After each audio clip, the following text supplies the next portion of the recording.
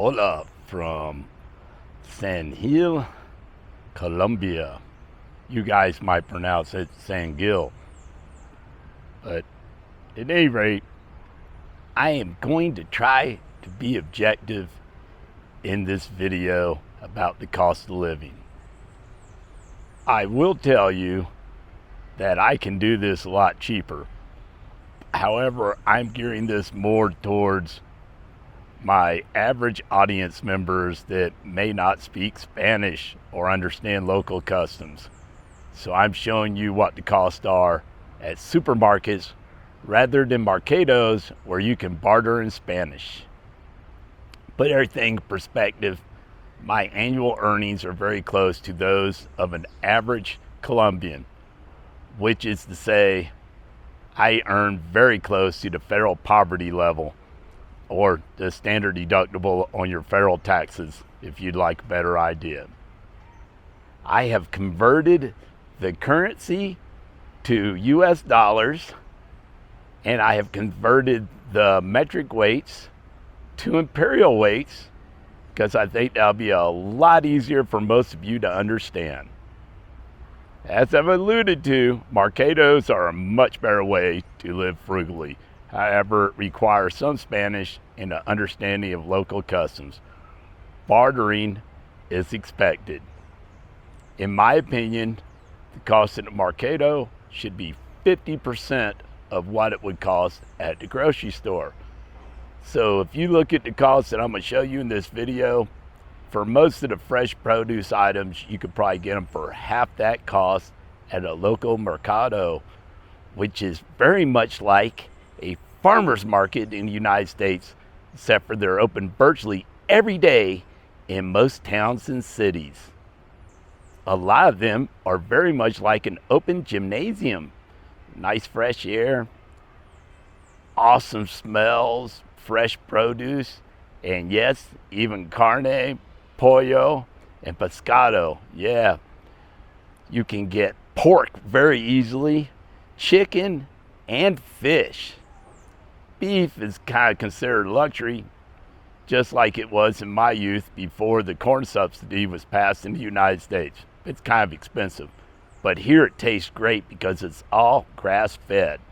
Warning, if you take the beef and cook it beyond medium, it'll be very tough because it's not corn-fed and greasy like American beef. All right, I'm gonna break this down into 5 categories. The first one being beer. Yeah, you can get really cheap beer, just like in the United States. InBev is a global corporation, so you can get cheap, crappy, light beer like you're accustomed to in the United States if you prefer that. I'm not pricing that, but let's just say it's cheap. Craft beer. Here in Colombia, craft beer is almost everywhere. There are national brands of craft beer, and they are very good. And at the grocery store, it's less than $6 a 6-pack. And some of the really good ones like Club Colombia or Colombia is even cheaper. Further understand the craft beer market, keep in mind that much of the malts come from Germany. That's right. So the breweries in Latin America are paying the same prices for the malt, a principal ingredient to make beer, that American breweries are paying. However, labor costs are greater in the United States, and let's face it, U.S. corporations and capitalists are much greedier than the ones I've encountered in Latin America. So yes, costs are higher, but hey, you're paying for some rich guy's joy. So smile and drink your $12 6-pack. And my apologies to those of you whom my sense of humor might rub the wrong way. I'm sorry if you're easily triggered. You know, if you want, cry in the comments. I'm sure my fellow dirtbags will be glad to straighten you out, because I won't have time. Second category, proteins. My primary proteins are eggs and chicken, huevos y pollo. The Her huevos here at the grocery store in San Gil, Colombia, are $5.50 for 30 eggs. Kind of expensive, don't you think? You could get the eggs cheaper at other sources. I will tell you that the yolks are much more colorful and nearly fluorescent, and the eggs taste much better than those in the United States. I don't know if it's the addition of sunshine or maybe higher quality feeds, but take it from me, the eggs taste better, and I bet fellow wanderers that have been here will tell you much the same. Chicken. I would suggest you go to Mercado to get good chicken. If you go to the supermarket where I went, the frozen fillets from Tyson, yes, the chicken that has 15% saline solution to both increase profits by 15% for nothing and make it easier to sell rancid meat is prevalent here just like the United States. And most likely it was also processed in China. So think about the waste of diesel fuel to ship that chicken across the Pacific Ocean to China, frozen, get it all cut up, and then shipped back to the Americas. Yeah, that put a dent in the flavor and desire to eat that stuff. But here it is $3 a pound, which I would dare say is a bit less than what I'd pay. I think it's running closer to $5 back at home. At least it is at Ingles. Okay, my third category is root vegetables. These are very important for your gut health. Do your own research if you're curious to why, but there's probiotics, and in some cases, in root crops like garlic and onions, there are also beneficial bacteria living in it that are healthy for your intestines. It's a great way to combat depression or not get it in the first place. Yeah, that gut biome is really important. There's billions of denizens living within you. Take care of them and they'll take care of you. Yeah, well, that's my philosophy and my sense of humor bleeding through now. So back on to the subject. Let's go down the price breakdown of these root crops. Potatoes, especially the yummy little ones that I like, at the supermarket are running $1 for every 1.1 pounds. Yeah, half a kilo, but I'm trying to put imperial for you. Carrots. Carrots are 40 cents for 1.1 pounds. So you want to think that's 40 cents a pound with a 10% bonus of produce. You can look at it that way too. Onions. Onion prices vary, but I would say the average is 75 cents for 1.1 pounds. And they look delicious and they taste great. They're also very good for you. Garlic. Garlic's a steal. It's a third the cost or less than what I would pay back home at Ingles in North Carolina. 50 cents for 3 bulbs, and they look good. The paper is well intact. Actually looks better than what I can find in Ingles. Category 4, veggies, peppers, and zucchini.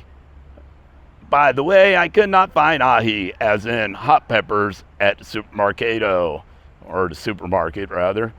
I am sure that I could find them at the Mercado, and they would be very cheap. The peppers seem to be running $1.30 for 1.1 pounds or half a kilo. The prices do vary. I'm kind of giving you the average on that. But I did not see any picante peppers, no spicy ones. So there is that. You're going to have to bone up and learn some Spanish if you want to get some ají. Or just go and ask for ají and pay them whatever they ask for. Zucchini, and yes, the squash tastes great here. There's also yellow squash. They both run about 50 cents for 1.1 pounds. They are a lot bigger than what you see back in the States, but they are not seedy as one from the States would be. Growing under the equatorial sun in the tropics, they are really tasty. Highly recommend you try it. It's one of my main staples in my diet, as you will see later as I get apartments, as I move on southward in South America. You will see how I cook, or maybe you've already seen some of the older videos. The fifth category, fruits. I'm going to limit this one to tomatoes and bananas, but there's lots of fruits. The best place to source these are at the Mercado rather than the supermarket. That said, let's see, what do they cost at a supermarket in El Centro Commercial, or a mall basically? Tomatoes run from 50 cents to $1.30 for 1.1 pounds. Typical regular tomatoes are on the lower end, and really fancy small grape tomatoes are on the higher end. I think they're an awesome value and they're incredibly tasty. Bananas. Bananas are running about 40 cents for 1.1 pounds. They're a little bit different than the ones you would find in the United States. However, if you were to go to the Mercado, you would find a much wider selection of bananas you cannot source in the United States.